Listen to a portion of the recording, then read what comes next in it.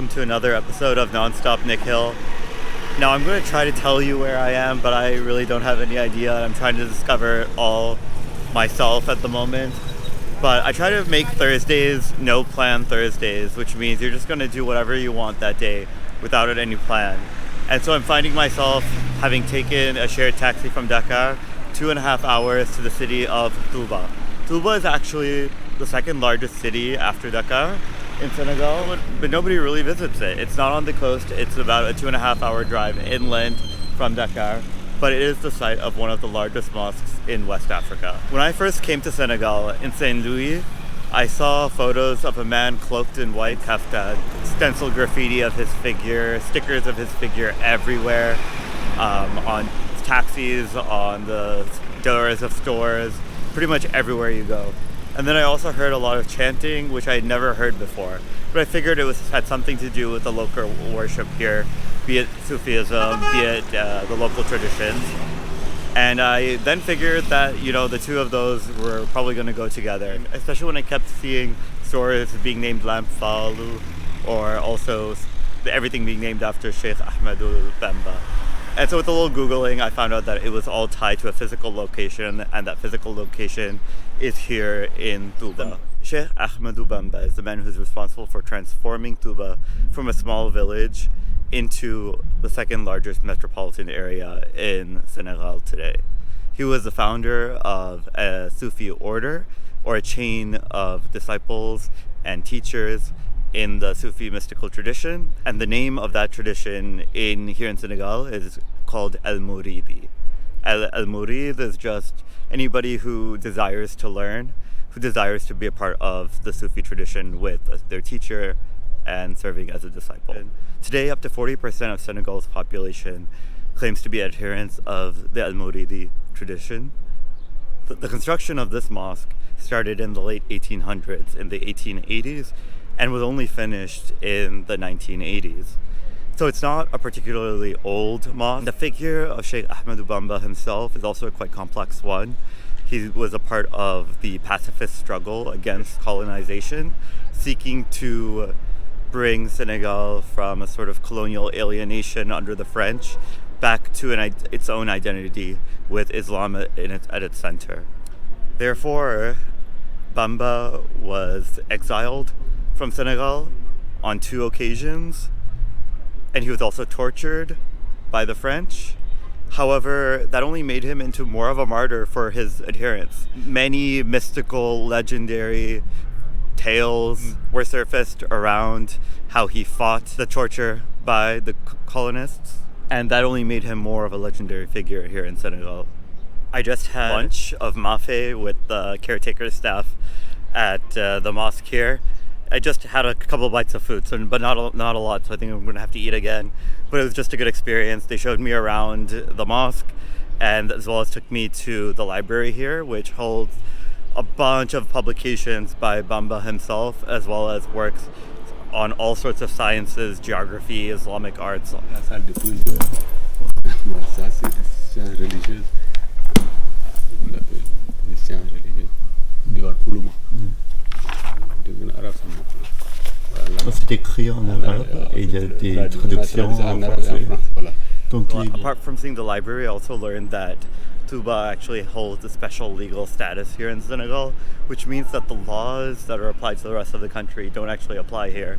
Touba is still under the control of caliphs, and I think we're on the 8th caliph at the moment. And so things that are common in the rest of Senegal, like tobacco, alcohol, sports teams, all of these things don't actually exist here in Touba. And so it has such a different urban identity, even though it is the second largest city in Senegal. So these sites are actually very similar to what you might see at the Sufi shrines in South Asia. It's a mosque combined with tombs, combined with a library, and other community centers. And so it's not just the main Ahmadu Bamba who is interred here, but it's his sons and some of his other influential disciples who are buried here. I guess when you remove all sorts of fun, like spectator sports, drinking, tobacco, and really just maintain a city's identity as a holy Sufi city, this is kind of what you get. That being said, every year during the Magal, which is a holiday marking the return of Sheikh Ahmadu Bamba from exile, millions and millions of pilgrims flood this exact spot for prayers. It's said that up to 2 to 3 million people make this pilgrimage here. And for those adherents to the Al-Murid philosophy, a visit here to Touba is equal to or even more important than a pilgrimage to Mecca. Another pillar of the Murid philosophy has been hard work and education. Although the philosophy first started off and was meant intentionally to be work against French colonial occupation of Senegal, the French quickly realized that they could capitalize on Al-Murid's teachings of hard work and education. But you can also see these pillars translate to today, in that, you know, nobody really wears shoes around the city. Everyone's wearing socks or these very light, like leather shoes that you see all over North Africa. And that's because there's just no trash here. People really respect the city as a holy city, in that you don't find a lot of the trash on the streets here that you see in Dakar or other cities in West Africa. And I read that before arriving here, and it's really true. I would feel very comfortable walking around here barefoot, if not for the hot weather.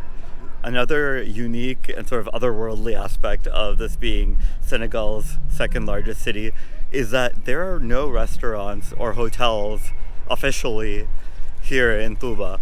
I was actually planning on spending the night here and then going back to Dakar in the morning, but when I went online to look for hotels or auberges, I couldn't find any in the city, nothing. Even restaurants, just walking through the main market right in front of the mosque, I don't see any restaurants or any eateries. So it's really interesting. I really don't know what to make of it, but everybody seems to say that, oh, all you have to do is make a conversation with somebody, tell them you're coming to here to visit, and they'll happily provide you a place to stay and they'll feed you. Why would you need a hotel or restaurant? So that's very demonstrative of this Sufi communalist, hard work, but also very inviting, and there are no barriers between worshippers or those who share in the philosophy and the teachings of Al-Murid. That almost seems to be like a given, which didn't occur to me. Even on my way here from Dakar, the taxi driver was telling me, oh, if you don't have a place to stay, that's not a problem. All you're supposed to be doing is just coming to Touba, talking to people, and you'll have a place to stay and you'll have food to eat. I know I did that here at the mosque, and I got food to eat, and that's for a place to stay. I don't really need it. I think the same taxi driver who brought me here says he'll call me up in an hour and then we'll return back to Dakar. This is such a bizarre place. This is the second largest city in Senegal, and you all saw how big, bustling, global the center of Dakar can be. And this is the center of Touba, the second largest city in Senegal, and it's so different. There are so many people riding horse or donkey drawn carriages. I can't find a cafe or anywhere to get a coffee or a drink. It's just a different world. Like, it's just so different. And welcome back to Dakar, everybody. It was about 5:30 when we left Touba and got back into Dakar around 8 p.m.